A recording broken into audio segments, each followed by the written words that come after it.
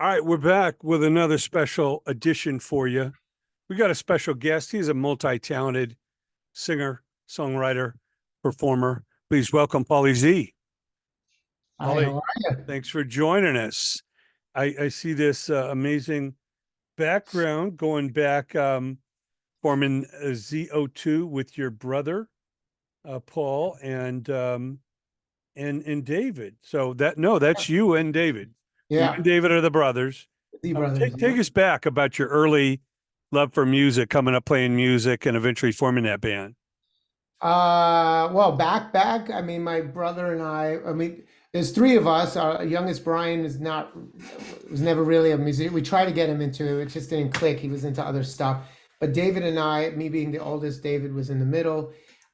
We were very influenced by our dad, who was a musician, and he played with his brother, which was kind of we always thought was kind of cool.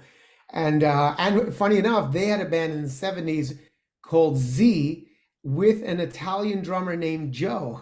So it's really kind of creepy how we had basically done the same thing with our drummer Joey, and then it became ZO2. So we were influenced from early on from my dad as far as the musical side, and my mom is the one who gave us the people skills. So combine, it was a really nice combination because we got the creativity and the skill set for the arts and music. But when it came to like making friends with the fans and doing interviews or whatever, that all came from our mom. She's the people person, and we just very early on were playing cardboard guitars. The famous story we always told that when we were kids, we before we had real guitars, we made them out of cardboard, and we used to put on concerts, put on my mom's boots, and and we do little living room concerts, and then we got our guitars and just started, playing. And David started the very first band. It was a band that David started called Legend. And I think I was a freshman in college at the time, and he was a senior in or a junior or something in high school, a couple of years difference. And they needed a guitar player singer because their guy couldn't do the band anymore. He didn't have time. And I at the time was not as far along, even though Dave and I started playing together. He was anyone who knew Dave, he knows that he was a virtuoso musician. He was one of those guys, and I wouldn't put myself in that same category. And so at the time, he was just like that band. I thought I was like, oh no, these are real musicians. And he asked me to join, and I was like, I can't hang with you guys. Like I'm not at that level, and I can't even really sing. I was just singing in the shower, kind of stuff, Kiss and Sabbath or whatever. And he goes, no, no, no. You can do it for sure. He goes, you could definitely do it. I believe in you. And I got to tell you, it's like, even though he's my younger brother, that was like the first time that anyone ever really empowered me, that made me like saw something in me that I didn't see. And he was like that. He had that effect on people. And I like to believe I have that effect on people now. But he was the first, like he gave me that confidence. He saw it and he said, you can do it. He goes, I believe in you. And this is my younger brother, it was a little weird. But he was so sure. And sure enough, I did, and I learned to be comfortable on stage. And I eventually later on, years later, took lessons, vocal lessons, and got really good. My guitar playing got better, and it just went from there. And then we had a few different bands until we finally had ZO2 with Joey. And that really was that's when it took on another dimension. Once the three of us got together, and then our producer at the time, Bob Held, like he was a secret ingredient. It just took off. Like that's when it was like, okay, now we're professionals. Now we got a real album. Now we're touring with Kiss. Now we have a TV show. Like that was the real deal. But leading up to it, it took. It was just a lot of us playing at home to our favorite songs and making our own records out of cardboard and paper and just dreaming, like just dreaming we wanted to be rock stars. And then we did it. So, who were some of the other early bands that really inspired you to want to do this yourself? Well, so he and I and Joey, all one of the things we have in common is we all three of us are Kiss fanatics. So we all had that same love of Kiss as our favorite band. Not even, I mean, beyond the band, like idols. So that's where we sort of convened. But then for me, like Dave and I also loved Rush. Most of the bands we liked were the same. but he tended to be a little bit more, he got into the more technical stuff and jazz stuff, and then he really liked pop. So he liked everything from Jaco Pastorius and Dream Theater to like John Mayer and Maroon 5.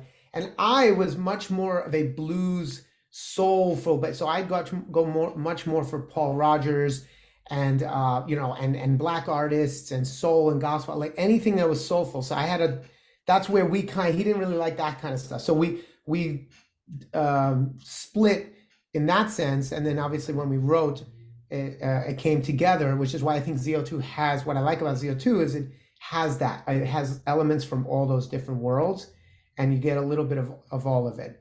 Black Sabbath, Rush, Zeppelin, Deep Purple, one of my favorite bands of all time growing up, Alice Cooper, stuff like that. And then when I got older, because of my age, grunge hit. I hated it at first, and then eventually I learned to love it. And so Alice in Chains, Rage Against the Machine became some of my favorite bands, still are to this day. And now I like everything. Like at the time I was just a rock guy. Iron Maiden, Judas Priest, Manowar, love Manowar. The Monkees, funny enough. But I was very limited. And now as I get older, and the older I get, the more aware I am of other music, and the more I love it and respect it. And I'm open to all of that. Yeah, no question. I think I've always loved the soulful, rock singers, like you say, the Paul Rogers, Steve Marriott of Humble Pie. You got, Yes. of course, Rod Stewart and David Coverdale, Glenn Hughes, people like that, that you can tell their heroes were American soul, Yes. blues artists, of course, Robert Plant, stuff like that. But yeah, Yeah. no, that's amazing. The hybrid of all your influences coming together in the band. And was Joey like a neighborhood friend, or went to school with you guys, or how did he No. come in? No, everybody seems to think that because our bond is so tight, our chemistry was so good, you would think we grew up together. No, I actually met Joey, believe it or not, in 2001. So, well into my adult life, um, in a Kiss tribute band that I was in that he joined called Kiss Nation out of New York. That's how we met, and we just clicked right away, musically and personally, everything just clicked. And at the time, David and I were playing with a childhood friend. So it's funny, we were in a band, a trio with a childhood friend of ours who couldn't do it anymore because he was going into a career, and he had to go to college, and he couldn't do it. And we're like, oh man, what a bummer. And then I asked Joey if he would be interested in playing with David and I. He didn't really know my brother. I said, we have an original band. What do you think? And he's like, yeah, it sounds like fun. Let's try it. And then that was it. It was the chemistry was so obvious, not only musically, but like I said, personally, we all loved Kiss. We all loved comic books and action figures. We didn't smoke. We didn't do drugs. We'd never been arrested. We didn't have tattoos. We didn't, drink. I mean, Joey drank like socially, wine with dinner or something, but he wasn't a drinker. And Joey and David and I didn't drink at all. So it was like it just clicked. It was really, we knew we had something special, and then we said, okay, let's just do this. Let's start writing songs, and then the songs flowed out. And the different influences, I think it just really helped having those different influences come together. Yeah, of course. I see you released your first album, Tuesdays and Thursdays, in '04. Second album, Ain't It Beautiful, in '07.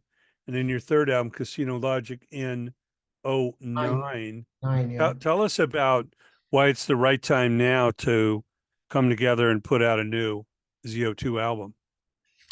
Well, time heals a lot of wounds. For those that are listening that don't know, my brother David was killed in a car crash in July of 2017. He was touring with a band called Adrenaline Mob, and it was pretty big news in the music industry. And so that was the end of that. Well, we had stopped we took a hiatus, and I say hiatus specifically because we didn't really break up. It was just I was moving to LA, I had just gone through a divorce. It was just like I needed a break, more me than anyone. And we never said, well, let's break up. I hate you, blah, blah, blah. It was just like, let's take a little time off so we can do some other things. And the intention was always to come back.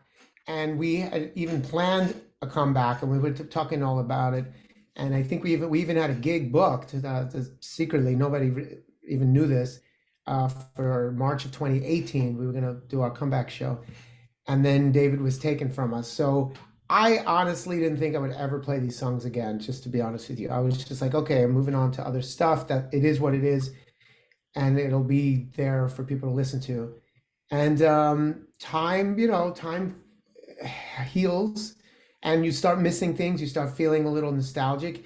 And I have to give credit where credit's due. Mark Mendoza from Twisted Sister is the guy who put the bug in my ear, because he had offered to play with us if we ever wanted to do a reunion. He said just for charity or something, because he's been a very big supporter of the nonprofit that I have for kids, which is now called the David Z Foundation. I changed it after to in memory of David, but he's always been a big supporter. And he said, look, if you ever want to do a one-off something just to raise money, I'd be honored to play with you guys. And I'm thinking, you're Mark Mendoza for Twisted Sister. You're like an icon, and we're a bunch of schmucks from Brooklyn. You want to play with us? Okay, let me think about this. And I said that could be fun. That could be fun. And we did. We did it for my birthday, right before in New York at a jam I put together right before COVID hit, before the pandemic. It was like a week before, and it was great. It was hard for me. It was like great, but not great if I, to be honest with you, it was looking over, not seeing David was very hard. It was a lot of mixed emotions. I was just, it was weird playing the songs again, but then so many people were so excited.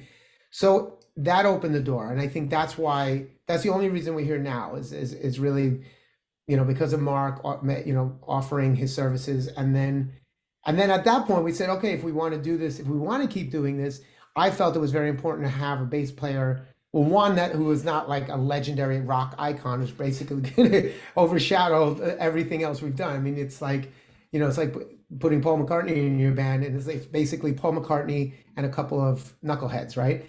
I felt like we wanted someone that maybe had a good resume, but it was like still kind of, at the same level. But more importantly, someone who lived in LA, because one of the things to get chemistry, no matter how good you are, just like when you put an all-star team together in sports, there's nothing like chemistry.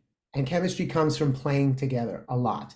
And it was very difficult for us to do that show, because Joey and Mark live in New York and I live in LA. And we had one rehearsal, and that's not enough really to really lock it down. I mean, he kudos to him for getting through it, but still, that's like, you can't do it that way moving forward. So that's when Sean McNabb entered the picture. I asked him, because I've worked with him for years out here. He plays great, he sings great, he looks great, and he's a great guy.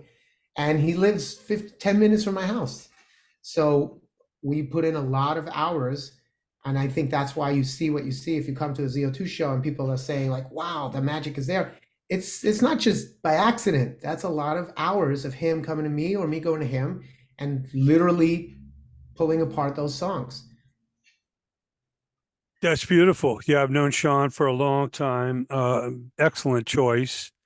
And yeah, this is the place to build it up at. So what are your favorite songs on the new record? What are you most proud of?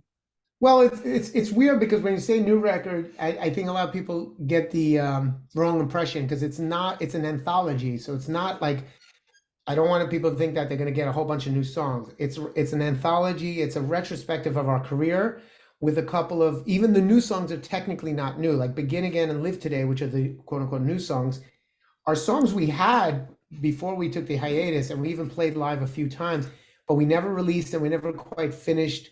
No one's heard the recordings. And Begin Again, I rewrote the words, because it was originally written about, I wrote it after I got divorced, so it was kind of more about me beginning again in that situation. And now when we decided to put this out, I asked Joey, it's like, what do you think about, putting out Begin Again, but I'll rewrite the words to be about how, David and the situation we're in now. And he goes, yeah, I love the idea. And we always knew it was a strong song. Even when we played it at that time, people were like, that song's really good. And we just didn't put it out. We took the hiatus. Like I said, I moved to LA.